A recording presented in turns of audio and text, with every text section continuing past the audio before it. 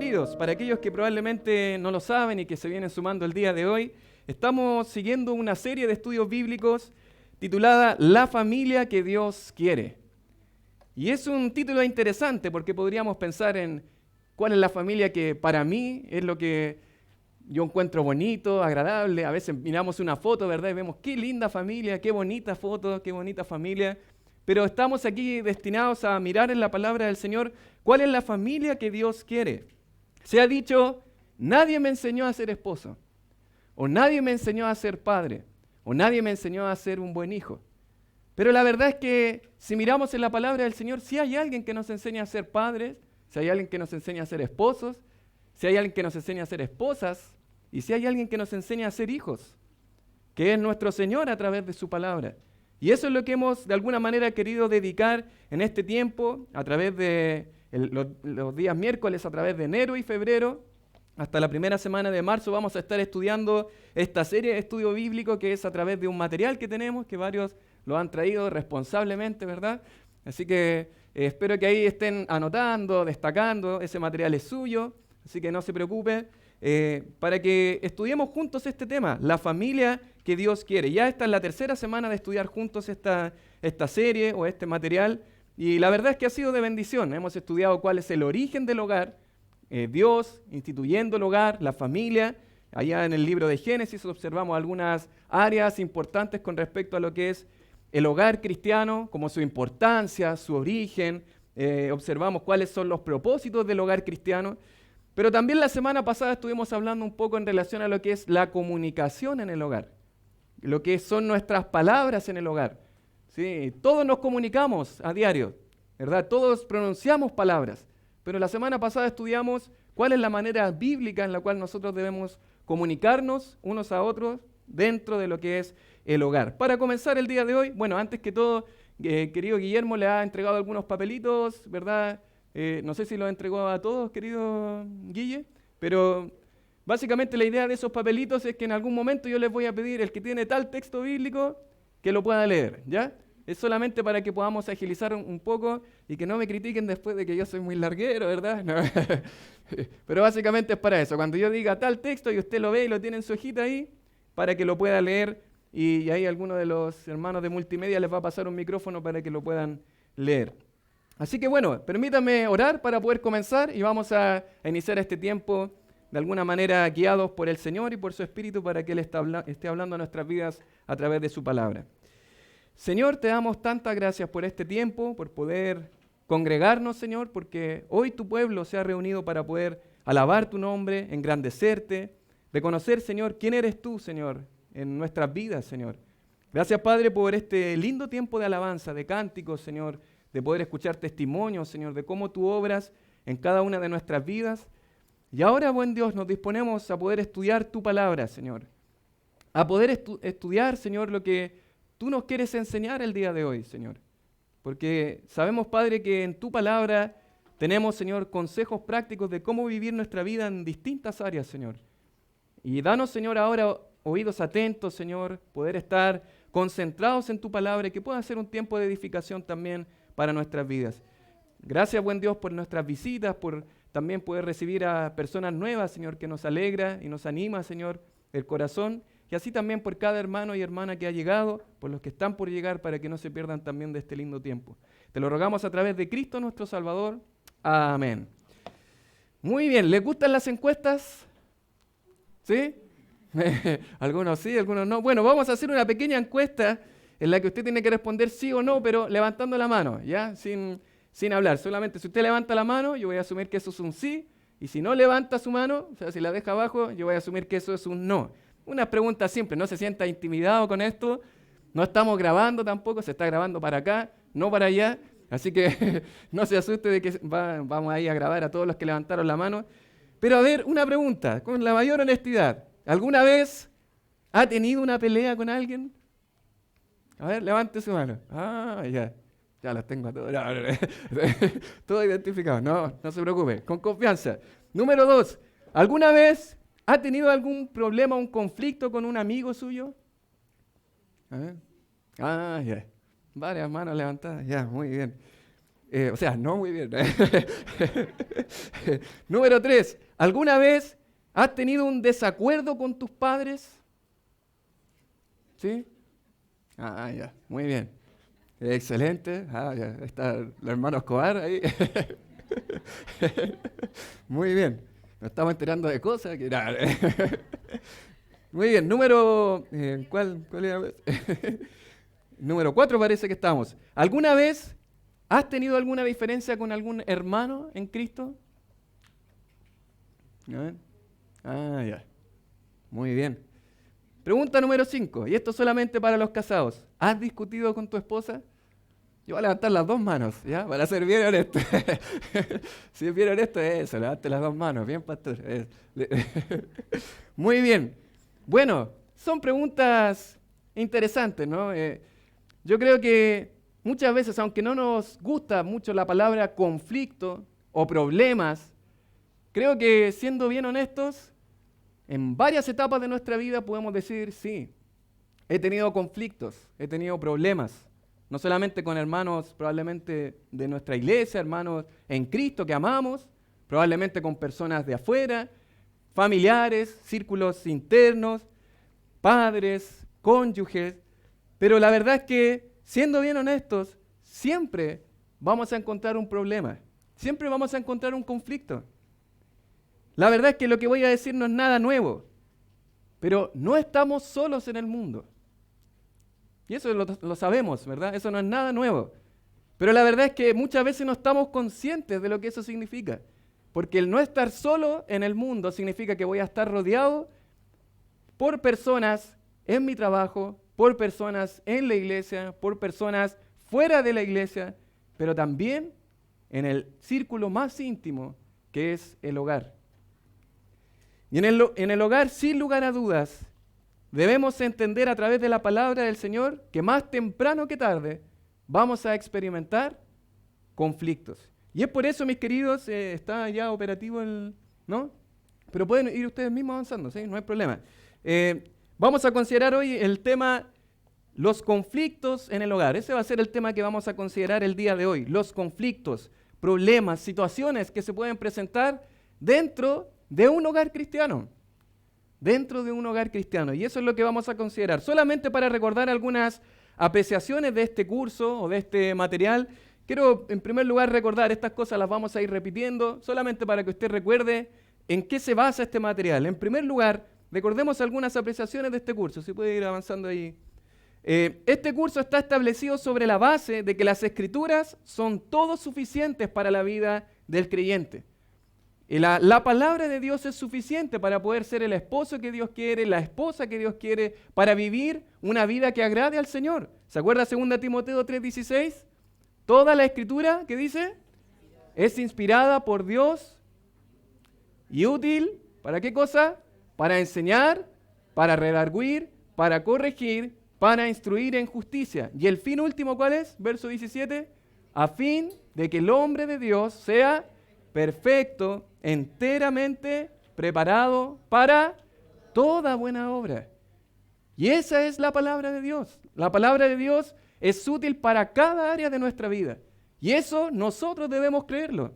De que es útil para enseñarnos, para a veces amonestarnos, como es la palabra redarguir, corregir nuestra práctica, nuestra vida, pero también instruirnos, darnos los pasos que debemos dar para poder agradar al Señor con nuestra vida. En segundo lugar, este curso se enfoca en la responsabilidad que tiene el hombre delante de Dios. Veíamos, Pastor Cristian nos mencionaba la primera semana, la semana pasada recordamos también que en el Evangelio de Marcos se habla de que no lo que está afuera es lo que contamina al hombre, sino lo que sale dentro de él.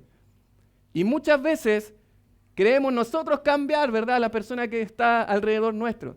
No, si mi hijo es el problema o mi cónyuge es el problema y quiero yo cambiarlo. Pero realmente si uno es honesto delante de la palabra del Señor, soy yo el que debo cambiar delante de la palabra del Señor. Y en tercer lugar, mis queridos, no debemos olvidar que contamos con la gracia de Dios en nuestra vida.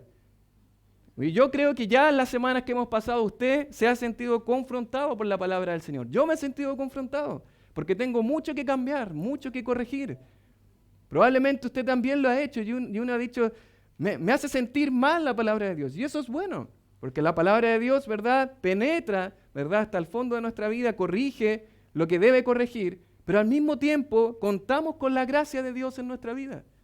Y el apóstol Pablo dijo, por la gracia de Dios soy lo que soy, en 1 Corintios capítulo 15, verso 10. Pero él dice, y su gracia no ha sido en vano para conmigo, antes he trabajado más que todos ellos. Y eso requiere también un esfuerzo, el considerar lo que es la gracia de Dios en nuestras vidas. Bueno, avancemos nomás, mi querido. ¿Qué es un conflicto? Yo quiero dejarle esa pregunta ahí, antes de que pasemos al siguiente, querido Cristiancito. ¿Qué es un conflicto? ¿Qué se le viene a la mente a usted cuando pensamos en un conflicto? ¿Sí? Puede levantar su mano, recuerda que esto es una clase, puede participar, querido Mauricio. Un desacuerdo entre dos personas. Excelente, muy bien. No está... Ay, hay un conflicto, después arreglan. Después se arreglan. Muy bien, un desacuerdo entre dos personas. Parece que Mauricio miró mis notas aquí. Muy bien. Bueno, avancemos nomás, querido Cristiancito. Justamente es un conflicto o una oposición o un desacuerdo entre dos personas. Allá el profeta Amós, en el capítulo 3, verso 3, dijo, ¿andarán dos juntos si no estuvieren de acuerdo? Y la semana pasada nosotros dedicamos tiempo a estudiar lo que es la comunicación. Estudiamos principios de la comunicación, pero también estudiamos lo que son estorbos o barreras que podemos presentar en nuestra comunicación.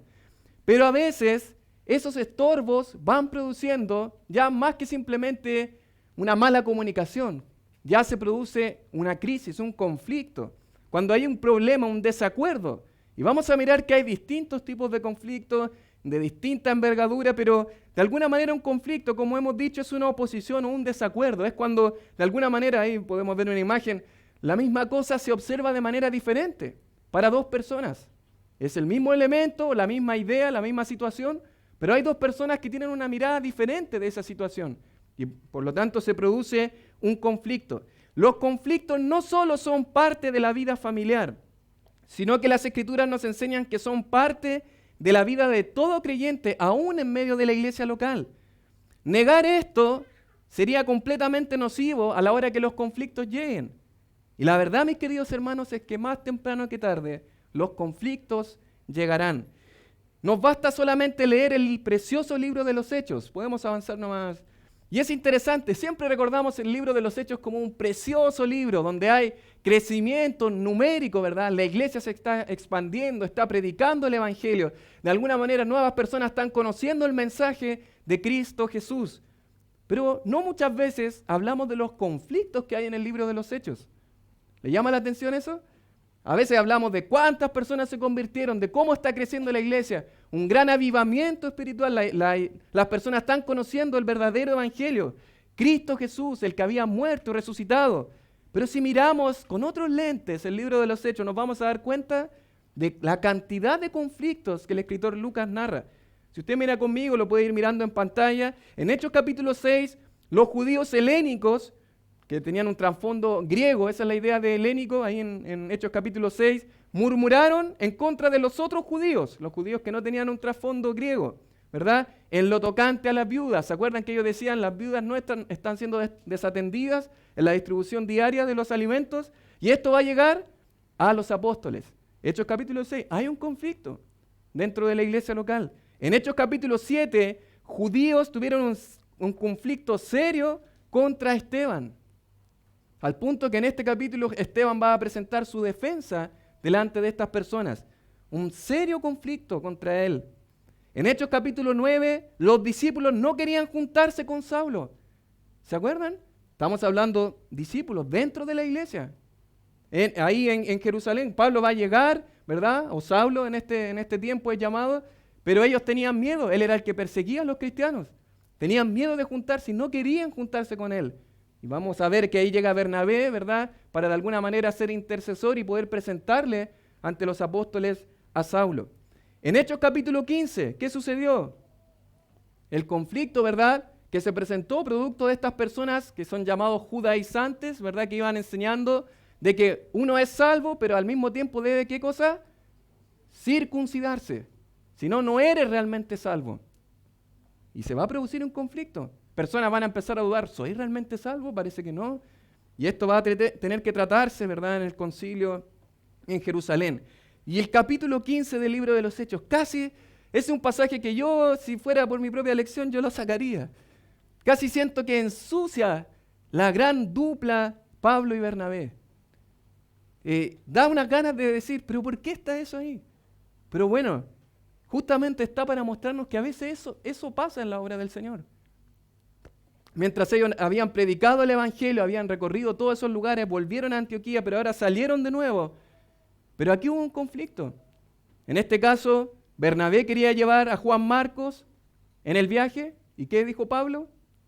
Pablo no quería llevar a Juan Marcos, que en el primer viaje misionero había abandonado en Perge de Panfilia. Un conflicto se va a producir. Por lo tanto, mis queridos, solamente esto quiero mencionárselos porque debemos entender a la luz de la palabra que van a haber conflictos.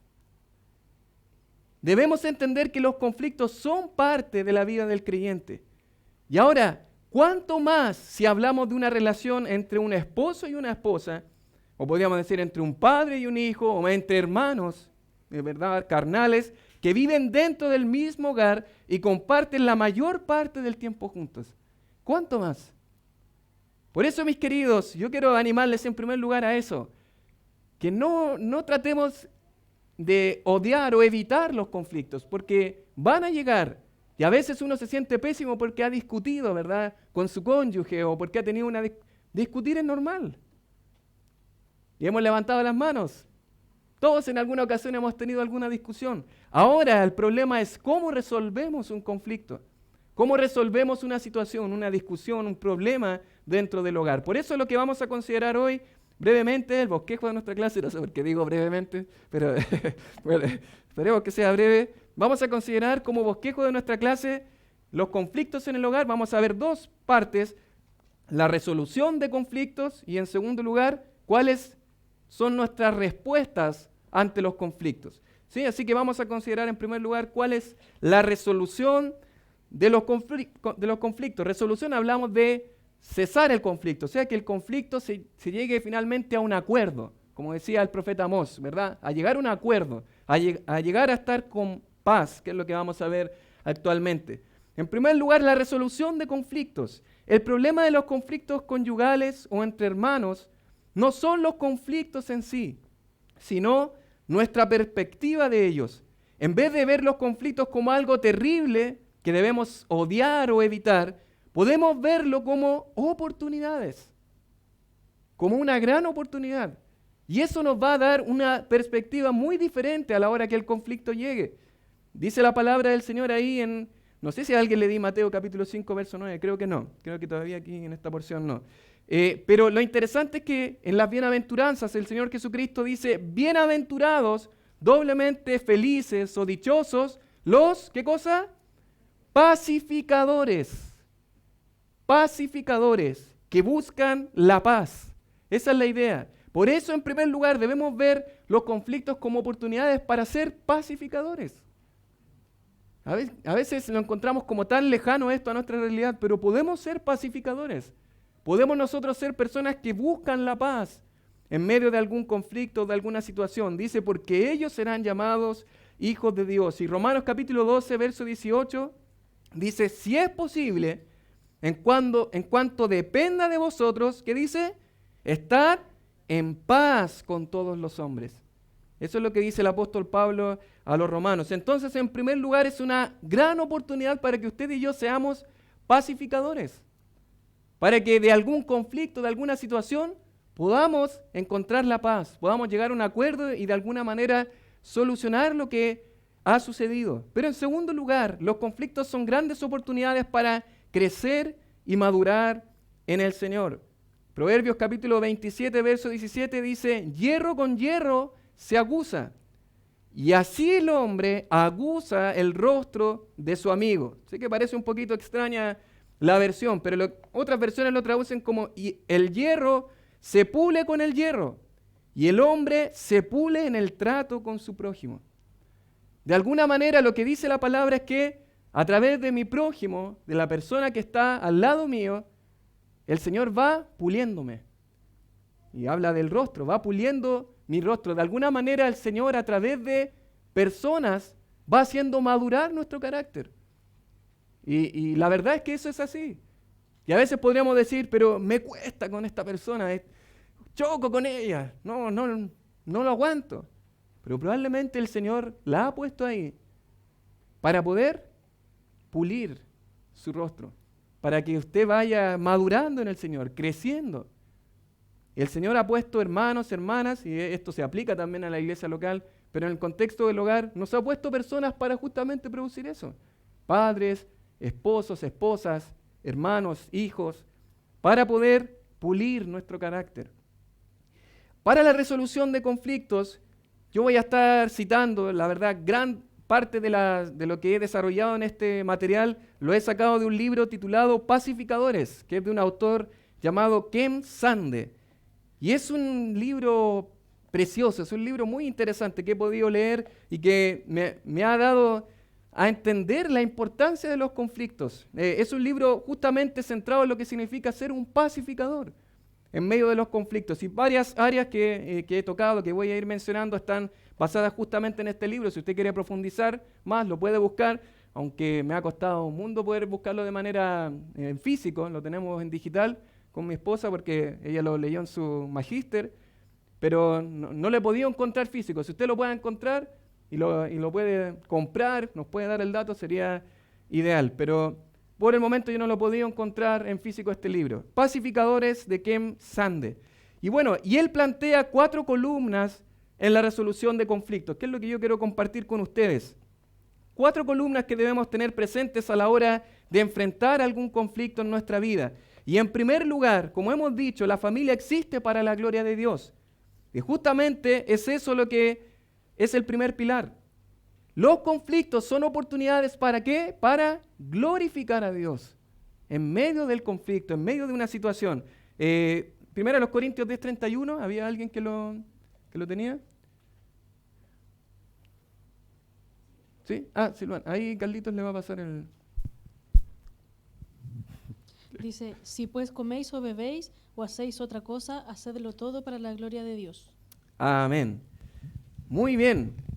Muchas gracias. Precioso texto. Si pues coméis o bebéis o hacéis otra cosa, hacedlo todo para la gloria de Dios. Hasta las cosas más simples, menciona ahí, como comer o beber, cualquier cosa que nosotros hagamos, incluyendo los conflictos, los podemos hacer para la gloria de Dios. La pacificación bíblica está motivada y guiada por un profundo deseo de dar honra a Dios. ¿Lo había pensado así? ¿Había pensado usted de que en medio de un conflicto, de alguna situación, yo puedo, en medio de esta situación, glorificar al Señor? Con lo que voy a hacer, con la manera en la que voy a hablar, con la manera en la que voy a solucionar el problema, con la manera en la que voy a perdonar o confesar. Bueno, es una oportunidad para glorificar el nombre del Señor. Al tomar de su gracia, seguir su ejemplo y poner en práctica sus enseñanzas, podemos liberarnos de las decisiones impulsivas y egocéntricas y de alguna manera centrarnos en el Evangelio para poder dar gloria a Dios.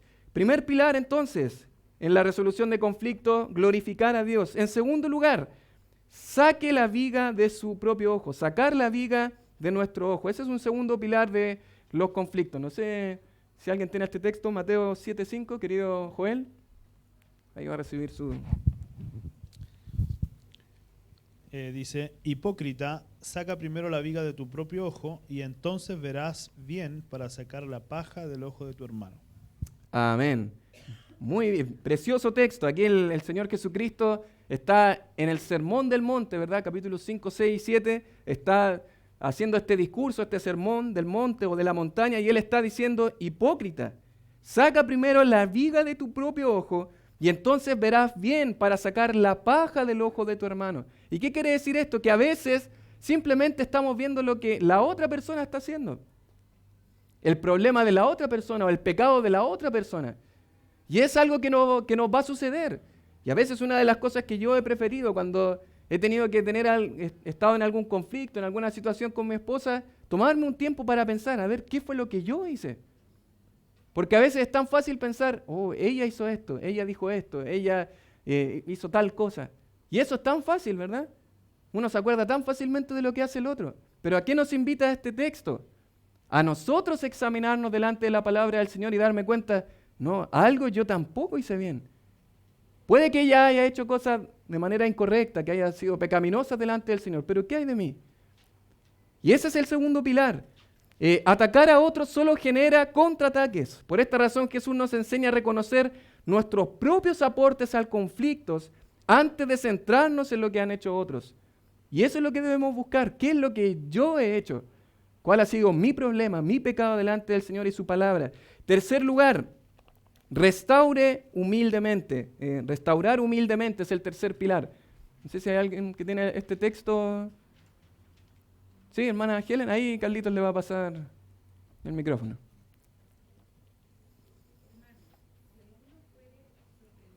En alguna falta, vosotros que sois espirituales, restauradle con espíritu de mansedumbre, considerándote a ti mismo, no sea que tú también seas tentado. Amén. Muchas gracias, hermana Helen. Bueno, este es un texto, está centrado en lo que es la iglesia local. Por eso digo que esto se aplica también a los conflictos dentro de la iglesia local. Justamente dice, hermanos, si alguno fuere sorprendido en alguna falta, se dirige a los espirituales. Vosotros que sois espirituales, restauradle con espíritu de mansedumbre, considerándote a ti mismo, no sea que tú también seas tentado. Y muchas veces, de alguna manera, cuando vemos alguna falla en algún hermano o en alguna persona de mi hogar, puede ser mi cónyuge, hijos, inmediatamente, ¿qué quiero yo? Enrostrar el pecado de la persona. Esto es lo que tú hiciste. Sin embargo, ¿qué dice? Restaurarle con ¿qué cosa? Espíritu de mansedumbre, considerándote a ti mismo, o sea, como si yo fuera el que he cometido este agravio, el que he fallado delante del Señor, el que he pecado delante del Señor. ¿Recuerdan cómo Natán confrontó a David con su pecado? Llegó y le dijo, adúltero, ¿así? ¿Qué fue lo que hizo David? ¿Qué fue lo que hizo Natán? Bueno, le contó una historia, ¿verdad? Le mostró una situación, ¿verdad? De unas ovejitas, una persona que tiene cierta ovejita y va y le saca al que tenía una sola. Y de esta manera, ¿qué fue lo que hizo David? Bueno, el tal hombre muera, dijo. Y Natán simplemente le dijo, ese hombre eres tú. Pero ¿se dan cuenta cómo David mismo reconoció lo que él había hecho? A veces eso ayuda mucho, cuando yo mismo ilustro. De alguna manera yo le muestro a la persona esta situación, este pecado, y yo con espíritu de mansedumbre corrijo una práctica pecaminosa. Para que él se dé cuenta, de que ha fallado delante del Señor. Es una oportunidad para restaurar con humildad, con mansedumbre. ¿Se acuerdan que aprendimos en la serie de los días domingos? Aprendiendo de las virtudes del Maestro. Una de las virtudes del Maestro es la humildad, la mansedumbre. Bueno, debemos en estas ocasiones imitar la mansedumbre y la humildad de nuestro Señor Jesucristo. Jesús nos llama a involucrar a amigos respetados, líderes de la iglesia u otras personas objetivas que puedan ayudarnos a fomentar el arrepentimiento y restablecer la paz. Y en cuarto lugar, el cuarto pilar, vaya y reconcíliese. Ahí ir y reconciliarse es el cuarto pilar. Mateo capítulo 5, verso 24. ¿Hay alguien que tenga este texto ahí? Nuestra querida Cami. Deja allí tu ofrenda delante del altar, y anda, reconcíliate primero con tu hermano, y entonces ven y presenta tu ofrenda. Excelente, muchas gracias, hermana. Es interesante, este cuarto pilar se enfoca en ir y reconciliarse. Ve tú, ¿verdad? Y dice, lo que en el contexto era ir a dejar la ofrenda, y si ahí, antes de entregar tu ofrenda, te acuerdas que tu hermano tiene algo contra ti, reconcíliate primero con tu hermano, anda, reconcíliate con tu hermano, y entonces ven y presenta tu ofrenda. Era un largo camino que recorrer, pero eso es justamente el llamado del Señor, a ir, y eso es algo que nos cuesta mucho. En Mateo capítulo 18 dice justamente eso, ve con tu hermano.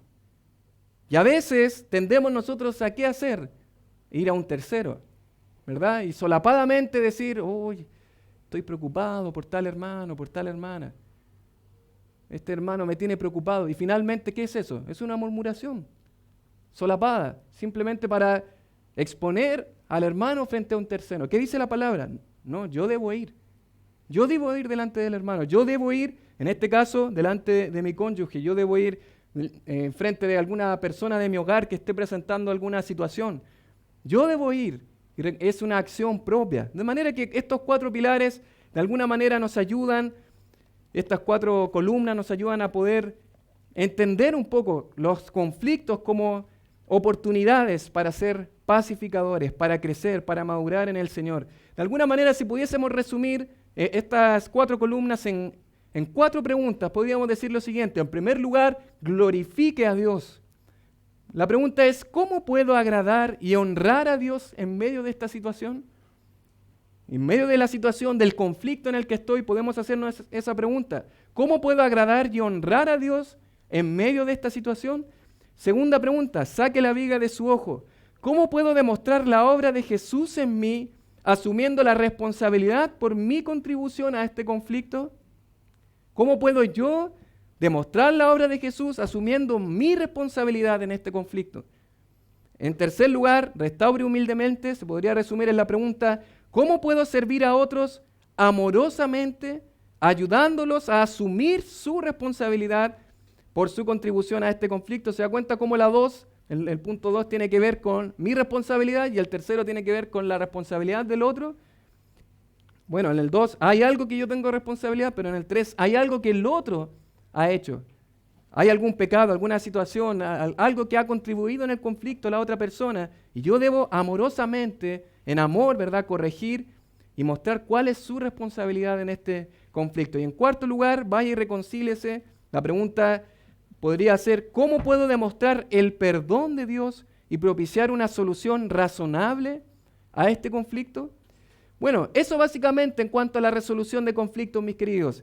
4 columnas o 4 pilares. Al final de esta sección vamos a ver de alguna manera lo que es la confesión y el perdón, que está completamente relacionado a lo que es hacer las paces, ser pacificadores dentro de lo que es un conflicto. Pero en segundo lugar vamos a considerar, ya hemos visto la resolución de conflictos, pero en segundo lugar las respuestas ante los conflictos. Y aquí es en donde yo quiero presentarles, esta imagen está extraída del mismo libro de Pacificadores de este autor, Ken Sande, si no me equivoco, era el nombre.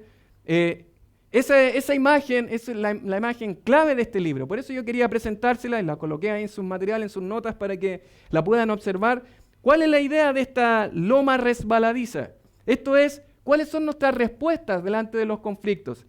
Bueno, la idea de loma resbaladiza es que significa que si yo estoy muy allá, en donde está el color azulito, yo me voy a resbalar, ¿verdad? Si yo estoy muy acá, también me voy a resbalar. Solamente si estoy en las respuestas de paz, voy a estar en el lugar correcto, voy a estar siendo un pacificador en medio de un conflicto, de alguna situación. Estaría glorificando y honrando al Señor cuando estoy haciendo el proceso correcto, ¿verdad? En el lugar de al medio, donde dice respuestas de paz. Son 3 tipos de respuestas. Hay una respuesta que es respuesta de escape. ¿Qué significa eso? Es huir, escapar de un conflicto. Y esa es una respuesta resbaladiza. Eso es algo que aunque parece bueno, no lo es. O sea, ¿ha visto quizás hombres que de repente dicen, yo lo único que quiero es paz? ¿Has escuchado eso? Lo único que quiero es paz, no quiero problemas, no quiero... Pero en definitiva, esa palabra paz no significa la paz verdadera, sino que ¿qué significa? Querer huir del conflicto. Yo lo que quiero en realidad es hacer de cuentas que este conflicto no existe y quiero evitarme todo problema. Y a veces nosotros elogiamos a esas personas. Una persona que no se complica. Pero eso no es lo que le agrada al Señor. Huir de los conflictos tampoco es lo correcto. Por otro lado, vamos a tener las respuestas de ataque, que es lo opuesto. El que va al ataque, al que va a pelear, agresivo. ¿Verdad? Y está el otro extremo. Por lo tanto, ninguno de los 2 extremos es el correcto. Ni escapar de un conflicto, hacer de cuentas que no existe, y por el otro lado, atacar en medio de un conflicto también es incorrecto. Lo que vamos a observar, la respuesta correcta que debe tener un creyente en medio de un conflicto, en medio de su hogar, debe ser respuestas de paz. ¿Sí? Y eso es lo que vamos a considerar brevemente. Si usted quiere permanecer arriba de esta loma resbaladiza, como dice ahí también en su material, deberá hacer 2 cosas. Primero, pida a Dios que le ayude a resistir su inclinación natural de escapar o atacar cuando se enfrenta a un conflicto. Y segundo, Pídale que lo ayude a desarrollar la capacidad de vivir el Evangelio usando la respuesta de paz que mejor se adapte a la resolución de un conflicto específico. ¿Sí? Eso es lo que nosotros necesitamos. Señor, ayúdame de este conflicto a hacer una situación de paz, a ser un pacificador, a buscar la paz. No solamente en mi hogar, extendámoslo a la iglesia local. Puede tal vez estar habiendo un conflicto en medio de nuestra iglesia, en medio de alguna situación con algún hermano. Probablemente usted huyó pensando que eso era lo correcto. Probablemente usted atacó pensando que eso era lo correcto. Bueno, el llamado del Señor es a que nosotros seamos pacificadores, a hacer la paz, a de alguna manera llegar a un final en este conflicto en el que podamos honrar y glorificar el nombre del Señor. Vamos a ver de manera detallada, pero no a grandes rasgos. Usted en el libro lo podría mirar y ver con detalle cada elemento de esta loma resbaladiza. Hay 3 que no vamos a considerar que tienen más bien que ver con la iglesia local, que no es lo que vamos a considerar hoy, que tienen más que ver, hoy día queremos enfocarnos más en lo que es un conflicto dentro del hogar, así que no vamos a ver 3 elementos que están dentro de las respuestas de paz. Pero para considerar la primera respuesta de escape, tenemos ahí 3 tipos de respuestas, lo que es la negación, lo que es la huida y finalmente lo que es el suicidio. Son 3 respuestas de escape en medio de un conflicto. Ya lo último ya es cuando la persona atenta contra su vida porque ya no encuentra que ya no tiene solución este conflicto. Por eso quiero pedirle en primer lugar, si hay alguien que tiene 1 de Samuel capítulo 2, versos del 22 al 25, cuando hay la negación de un conflicto. ¿Sí? Evelyn.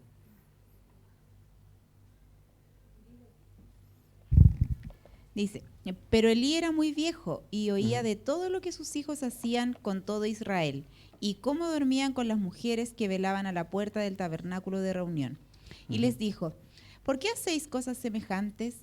Porque yo oigo de todo este pueblo vuestros malos procederes. No, hijos míos, porque no es buena fama la que yo oigo, pues hacéis pecar al pueblo de Jehová. Si pecare el hombre contra el hombre, los jueces le juzgarán. Mas si alguno pecare contra Jehová, ¿quién rogará por él? Pero ellos no oyeron la voz de su padre, porque Jehová había resuelto hacerlos morir. Muy bien, muchas gracias, querida Evelyn. ¿Cuál es el conflicto? ¿Cuál es la situación aquí? ¿Alguien me puede explicar brevemente lo que acabamos de escuchar? ¿No? Bueno, está Elí, ¿verdad? Y él tiene un conflicto ¿con quién? Sus hijos. Sus hijos más bien tienen un conflicto. ¿Qué es lo que ellos estaban haciendo? ¿Verdad? Estaban seduciendo a las mujeres que estaban ahí a las puertas, en las entradas, ¿verdad? Estaban durmiendo con ellas, hijos que estaban en rebeldía, no se estaban sometiendo a su padre. Y él les va a decir, esto es lo que ustedes están haciendo mal. ¿Y qué fue lo que hicieron sus hijos? No quisieron oír a su padre. Negaron que ellos estaban en una situación incorrecta, de pecado. En otras palabras, negaron que estaban en un conflicto, negaron que ellos no estaban bien. Una forma de escapar del conflicto es hacer de cuenta que no existe. O, si no podemos negar que existe el problema, simplemente nos rehusamos a hacer lo que debe hacerse para resolver el conflicto adecuadamente.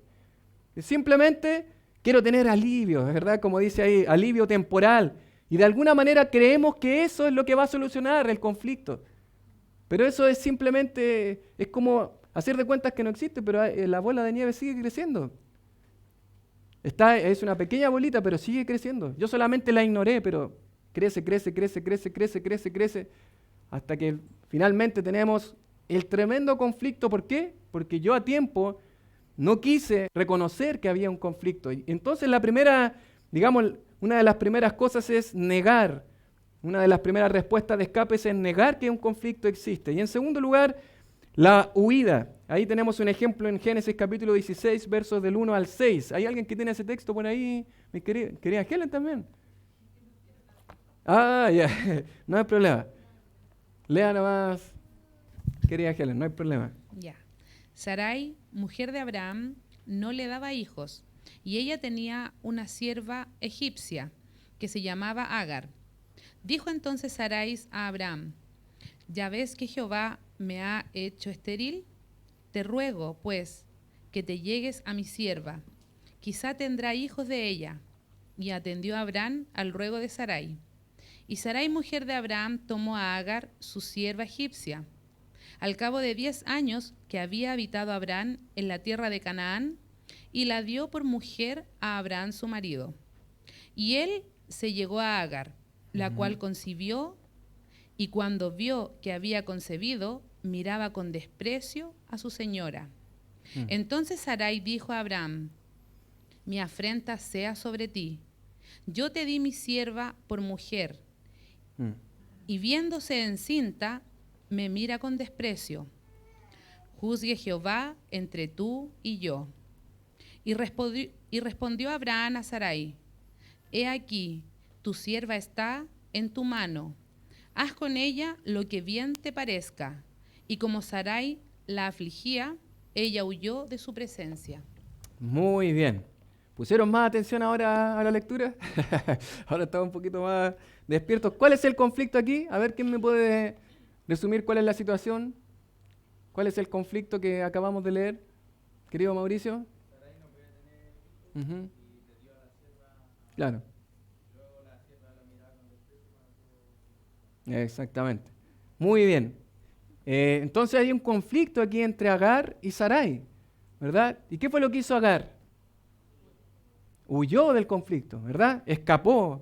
De alguna manera arrancó de la situación que estaba viviendo. Y nosotros sabemos que después viene, ¿verdad?, el pozo del viviente que me ve y el Señor se le aparece para que vuelva. Pero ahí hay una situación en la que vemos un escape, arrancar de un conflicto, huir. Y esa es otra manera. Otra forma de escapar del conflicto es huir. Esto puede incluir dejar la casa, terminar una relación, renunciar a un trabajo, pedir un divorcio o cambiar de iglesia. Esto pueden ser cosas prácticas. A veces personas hacen estas cosas para huir de un conflicto. No, tengo tanto problema que mejor me voy. Arranco. Bueno, pero esta no es una decisión sabia. Esto es huir de un conflicto en el cual podemos honrar al Señor. Una oportunidad para ser pacificadores delante del Señor. Por supuesto, mis queridos, que quiero mencionar de que si hay situaciones en las que es legítimo huir. Por ejemplo, tenemos un ejemplo en 1 Samuel 19, verso del 9 al 10, donde aquí tenemos una huida legítima por abuso físico. Aquí en este caso, Saúl, ¿verdad?, estaba con David, y en esta situación, Saúl, ¿qué va a hacer? Va a querer atentar contra la vida de David. Le va a lanzar, ¿verdad?, hay una lanza. Pero, ¿qué va a pasar en esta situación? Obviamente David va a huir, va a escapar. Hay situaciones en las que es legítimo huir, cuando probablemente estamos peligrando nuestra integridad física y hay una situación de abuso físico, sexual. En estos tipos de situaciones podríamos decir hay excepciones donde debemos huir, ¿sí? Bueno, otra forma entonces de una respuesta de escape es la huida. Y en tercer lugar, hay una situación también que sucede cuando la situación ya pierde toda esperanza, cuando a veces las personas dicen, no, ya no hay forma de escapar de este conflicto, de esta situación. Y es lo que finalmente terminan haciendo algunas personas, terminando atentando contra su propia vida. Ya no hay solución. El suicidio, aunque pareciera un buen escape, es también pecado delante del Señor. Y ahí en 1 Samuel, capítulo 31, verso 4, ahí, ¿alguien tiene este texto por ahí? Helen, ya, bueno. No hay problema, querida Helen. Si quieres seguir leyendo, léalos todos, ¿no?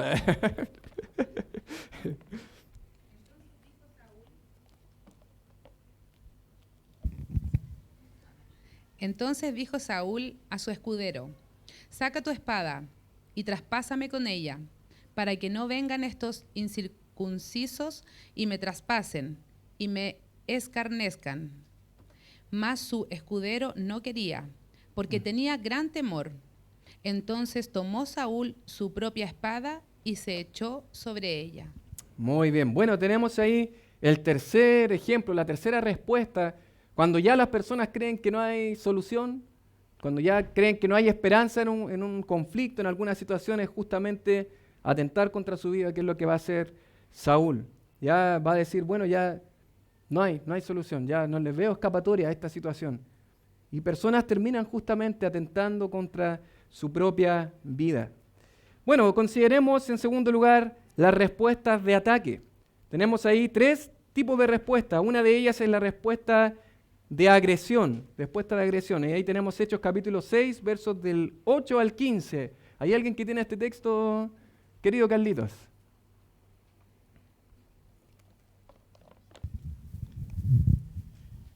En el nombre del Señor. Esteban, lleno de gracia y de poder, hacía grandes prodigios y señales entre el pueblo.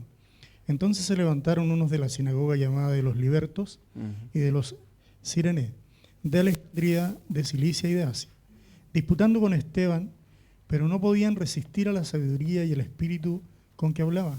Entonces sobornaron a unos para que diesen que le habían oído hablar palabras blasfemas contra Moisés y contra Dios. Y soliviataron al pueblo, a los ancianos y a los escribas, y arremetiendo le arrebataron y le trajeron al concilio. Y pusieron testigos falsos que decían: este hombre no cesa de hablar palabras blasfemas contra este lugar santo y contra la ley, pues le hemos oído decir que ese Jesús de Nazaret destruirá este lugar y cambiará las costumbres que nos dio Moisés. Entonces todos los que estaban sentados en el concilio, al fijar los ojos en él, vieron su rostro como el rostro de un ángel. Muy bien, muchas gracias, querido Carlitos. Tenemos entonces en primer lugar respuestas que son de agresión. Algunas personas tratan de vencer a un oponente usando diversas formas de fuerza o intimidación, como ataques verbales, incluyendo el chisme o la calumnia. Y eso es justamente la situación que vemos acá. Se dan cuenta que Esteban no era culpable de esas cosas. Había aquí un conflicto entre estas personas y Esteban. ¿Y qué es lo que ellos hicieron? Comenzaron a calumniar a Esteban. ¿De qué le está hablando? Cosas blasfemas en contra del templo, en contra de Dios. Y eso no era cierto. De alguna manera comenzaron con sus palabras, comenzaron a atacar a este hombre. Y eso es algo que podemos hacer. La semana pasada estudiamos la comunicación. ¿Se acuerdan que vimos pasajes donde dicen que hay hombres que sus palabras son como golpe de espada, para herir, para maltratar? Una de nuestras tendencias puede ser justamente como yo veo que estamos en una situación, comienzo a dañar a la persona, a herirla, a decir palabras que le ofendan, que le hagan daño. Y a veces hay esposos que hacen eso. Con palabras ofensivas hieren a sus esposas. A veces con agresión física, a veces no golpeando a su esposa, pero a veces hay hombres que patean cosas, que golpean la puerta, que le pegan a no sé qué cosa. Agresión. Todos estos tipos de cosas son justamente maneras de no resolver de manera pacífica un conflicto. Ir a la agresión. Y eso nos muestra la palabra, que podemos hacerlo a través de nuestras propias palabras, a través del chisme, la calumnia, a través de nuestros golpes, ¿verdad? De manera física. Bueno, debemos tener cuidado entonces también con esa primera respuesta de ataque. En segundo lugar, otra forma es el litigio. Otra forma de forzar a las personas a ceder a nuestra voluntad es llevarlas a juicio. ¿Se acuerdan lo que estaba pasando ahí en 1 Corintios 6, del 1 al 8? ¿Hay alguien que tiene este texto? No sé si se lo di a alguien. Ya. Hermana Helen. Bueno, hermano. No hay problema. Voy a considerarlo de la... Nuestra lectora oficial aquí. Ya.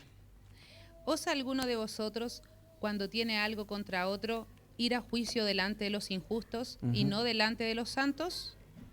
¿O no sabéis que los santos han de juzgar al mundo?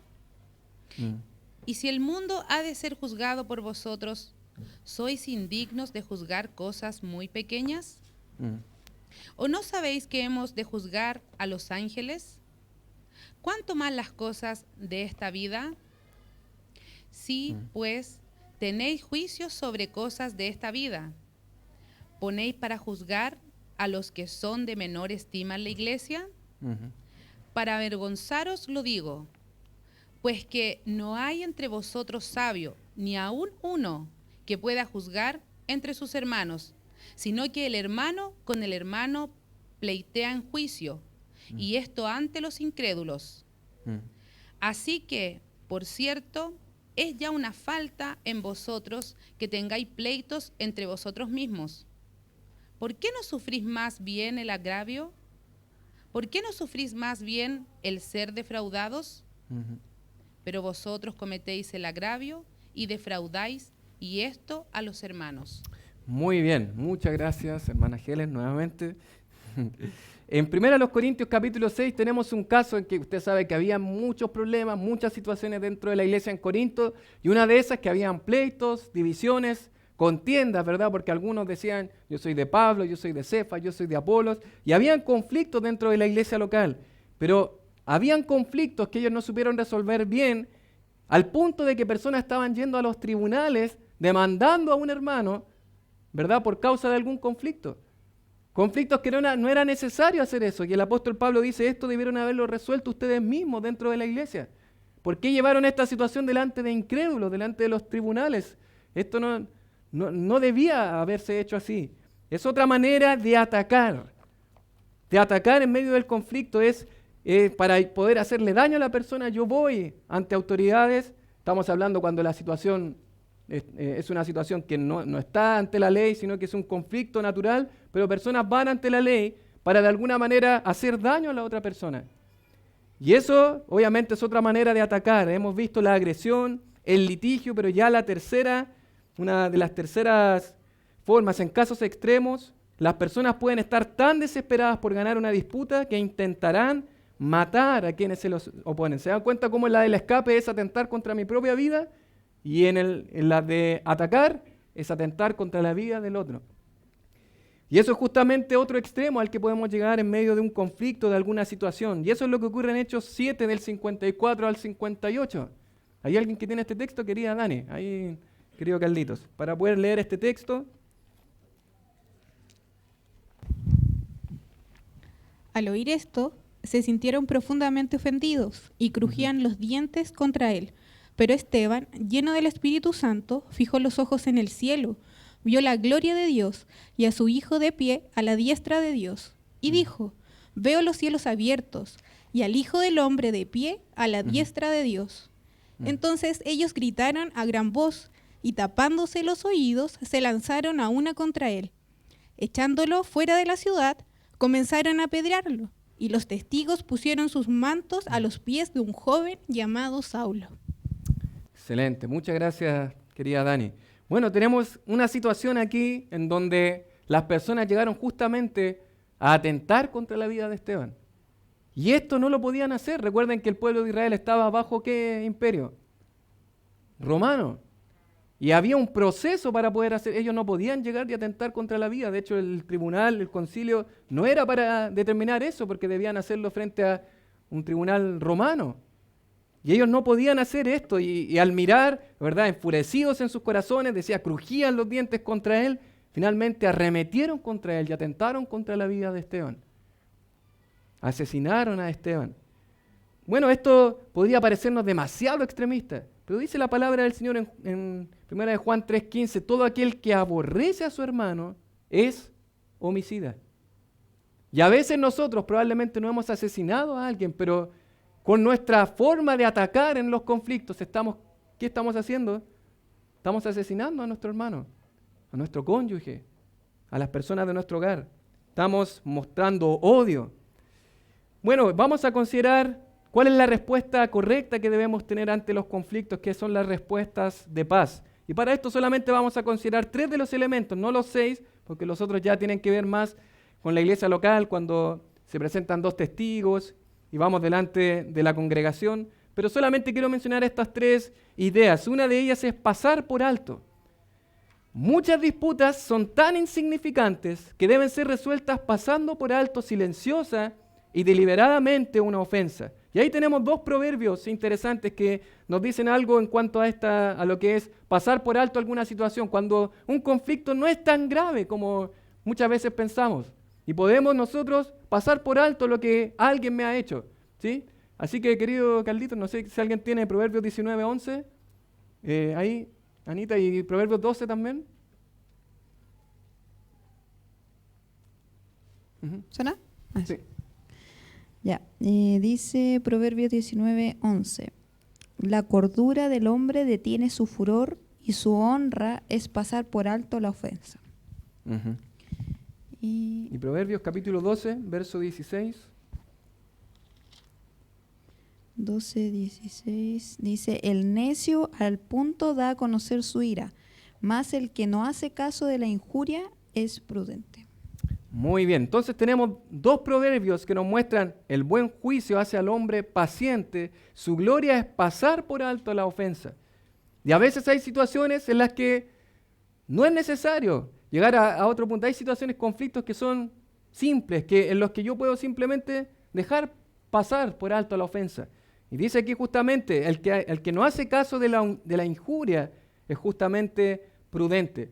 Hay situaciones que no ameritan algo más allá, como es lo que vamos a considerar ahora, que es una reconciliación o una negociación. Reconciliación, si una ofensa es demasiado seria como para pasarla por alto o ha dañado la relación, tenemos que resolver temas personales o relacionales a través de la confesión, la corrección amorosa y el perdón. ¿Qué es lo que tenemos en Mateo 18:15? No sé si alguien tiene este texto por ahí, querido David. Mateo capítulo 18, ¿verdad? Verso 15. Dice así la palabra del Señor. Por tanto, si tu hermano peca contra ti, ve y repréndele, estando tú y él solos. Si te oyere, has ganado a tu hermano. Muy bien, y ahí tenemos justamente lo que es ve tú y preséntate. Y esta idea de repréndele no es retar, es la idea de sacar a la luz su pecado, porque a veces uno está enceguecido, ¿verdad? No se da cuenta de lo que está haciendo. La idea aquí es ir para que el hermano se dé cuenta, en este caso, si estamos hablando en el hogar, para que mi esposa, mi cónyuge o mi hijo se dé cuenta de lo que ha hecho. Esa es la idea de lo que enseña Mateo capítulo 18, verso 15. Y aquí el objetivo es buscar la reconciliación, buscar hacer las paces, buscar el amor, la corrección mutua. Y para esto obviamente requiere humildad, requiere ir en amor. Leíamos ahí en Gálatas capítulo 6, verso 1, que si alguno fuere sorprendido en alguna falta, vosotros que sois espirituales, restauradle con espíritu de mansedumbre. Eso es, yo voy considerando como si a mí me hubiese pasado. Yo no soy menos pecador que mi hermano, o en este caso que mi cónyuge.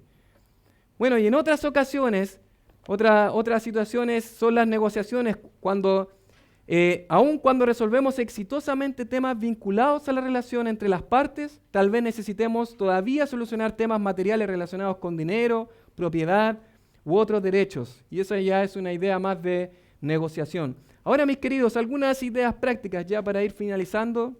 Hemos de alguna manera visto un pantallazo rápido de lo que son los conflictos, pero hemos visto 3 clases de respuestas, en resumen.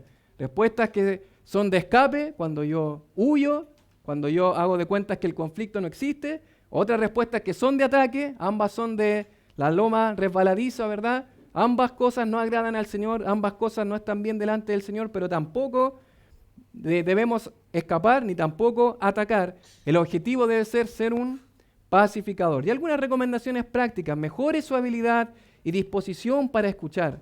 Aprenda a expresar sus puntos de vista, deseos o necesidades. Tenga una mente abierta donde pueda caber otras opiniones y formas de ver una realidad. Diga las cosas sin ofender, procurando dar a la otra persona el beneficio de la duda.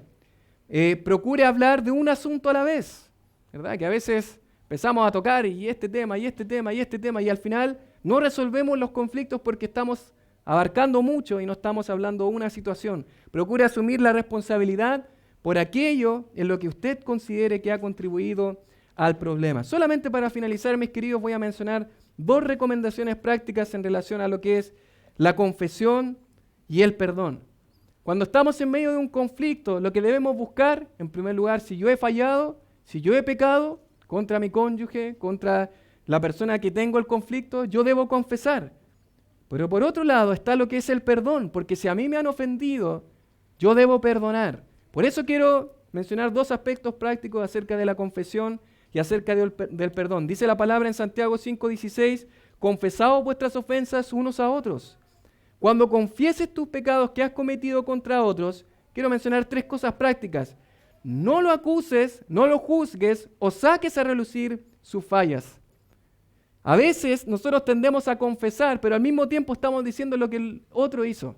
No sé si le ha pasado. Por ejemplo, una forma correcta sería: perdóname, por favor, por haberte tirado la puerta en la cara. Esa sería una forma correcta, ¿verdad?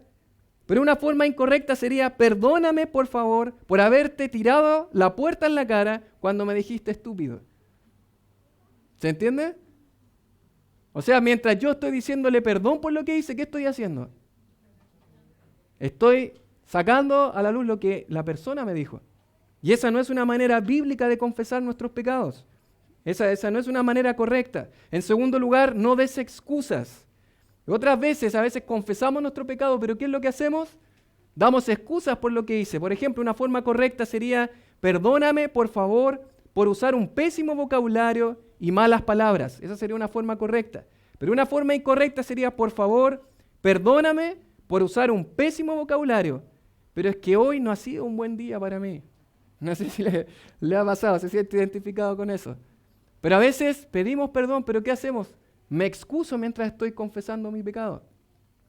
Estoy excusándome. Yo lo hice porque hay algo externo. ¿Y eso qué hace?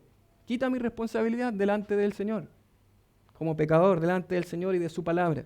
Y en tercer lugar, no te detengas meramente en expresar sentimientos. Y a veces lo único que hacemos es: lo siento, me siento tan triste. O a veces somos tan generales que decimos: si en algo te ofendí o te causé dolor. Suena muy bonito, pero eso no es lo que agrada al Señor.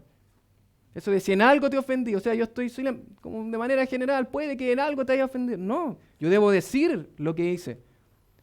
Por ejemplo, una manera incorrecta sería: lo siento, me siento triste. Si en algo te ofendí o te causé o te fallé o te causé dolor, perdóname. Pero una manera correcta sería: lo siento, por favor, perdóname por haber pecado en tu contra cuando te grité y te maltraté verbalmente. Bueno, son algunos ejemplos, algunas cosas prácticas que podemos observar. En cuanto al perdón, dice la palabra del Señor, y con esto ya quiero ir finalizando, ahí en Colosenses capítulo 3, verso 13, soportándoos unos a otros y perdonándoos unos a otros, si alguno tuviere queja contra otro, de la manera que Cristo os perdonó, así también hacedlo vosotros.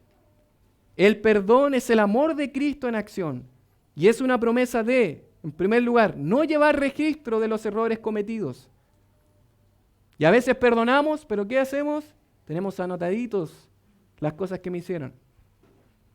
Bueno, el perdón verdadero, el perdón de Cristo, no lleva registro de los errores cometidos. En segundo lugar, no chismear acerca de los pecados de una persona a los demás. No, yo dije que la perdoné, pero por acá yo ando contando, divulgando lo que la persona me hizo. No meditar en la ofensa, no pensar más allá en lo que me hizo. Listo, yo lo perdoné, se cerró. Ya no le voy a dar más vueltas, ya no voy a estar masticando más lo que me hicieron. Finalmente, restaurar la comunión con el ofensor hasta donde sea bíblicamente posible. Como dice Romanos capítulo 12 que leíamos al comienzo, en cuanto dependa de vosotros. Porque a veces yo puedo tener toda la intención, pero la otra parte no querer resolver la situación o el conflicto. Por eso la palabra dice: en cuanto dependa de vosotros, estad en paz con todos los hombres. Para terminar, mis queridos, el día domingo vamos a estudiar, vamos a aprender acerca de las virtudes del Maestro, y una de ellas es el perdón. Yo quiero invitar a que leamos estos dos textos para finalizar, porque a veces pareciera tan grave lo que otra persona me hizo, que yo no podría jamás perdonarlo. No, eso jamás. Pero ¿cuánto Cristo te perdonó a ti? ¿Cuánto Cristo te ha perdonado a ti? ¿Cuánto Cristo nos ha perdonado? En Efesios 4:32 dice: antes sed benignos unos con otros, misericordiosos, perdonándoos unos a otros, ¿como quién? Como Dios también os perdonó a vosotros en Cristo. Y en Miqueas 7, del 18 al 19, dice: ¿qué Dios como tú, que perdona la maldad, y qué cosa? Y olvida el pecado del remanente de su heredad? No retuvo para siempre su enojo, porque se deleita en misericordia. O sea, ¿cuánto yo le hice al Señor? ¿Cuánto pequé yo contra el Señor? Y ahora por una pequeña situación yo no soy capaz de perdonar bíblicamente. Él volverá a tener misericordia de nosotros y dice, sepultará nuestras iniquidades, ya no me acordaré, las sepulto y echará en lo profundo del mar todos nuestros pecados. Ese es un Dios perdonador. Ese es nuestro Dios. ¿Cuánto le ha ofendido a usted en palabras, acciones, pensamientos que han ofendido al Señor? Que fueron causa de la muerte de Cristo por sus pecados y por mis pecados. Y a veces, mis queridos hermanos, nosotros no tenemos un corazón dispuesto a perdonar a mi cónyuge, a la persona que amo. Bueno, mis queridos, yo quiero invitarles a terminar con esos textos y mirando al Señor como un Dios perdonador. Oramos al Señor. Padre, muchas gracias por poder considerar en tu palabra, Señor, un tema tan importante, Señor. Porque diariamente, Señor, nos vemos expuestos, Señor, a problemas, conflictos, situaciones, Señor, en medio de nuestro hogar o fuera de nuestro hogar, Señor. Pero nos damos cuenta en tu palabra que los conflictos son algo más normal de lo que muchas veces pensamos, Señor. Pero ahora, Padre, ayúdanos, Señor, a tener de manera consciente en nuestra mente cuáles son estos principios, estos 4 pilares, Señor, necesarios, Señor, importantes, Señor, en lo que es la resolución de conflictos. Pero también, Señor, a tener una respuesta adecuada, Señor. No escapar, no atacar, sino ser pacificadores, Señor. Ayúdanos, buen Dios, a imitar el ejemplo de Cristo para poder confesar nuestros pecados de manera adecuada, pero también, Señor, a perdonar como Dios nos ha perdonado en Cristo, Señor. Ayúdanos, Señor, a tener ese corazón. Padre, si en algo hemos fallado a nuestros hermanos, a nuestro cónyuge, esposa, esposo, hijos, padres, que hoy pueda ser el día, Padre, para poder confesar nuestros pecados, Señor. Para poder cambiar, corregir lo que tengamos que corregir, Señor. Te lo rogamos a través de Cristo nuestro Salvador. Amén.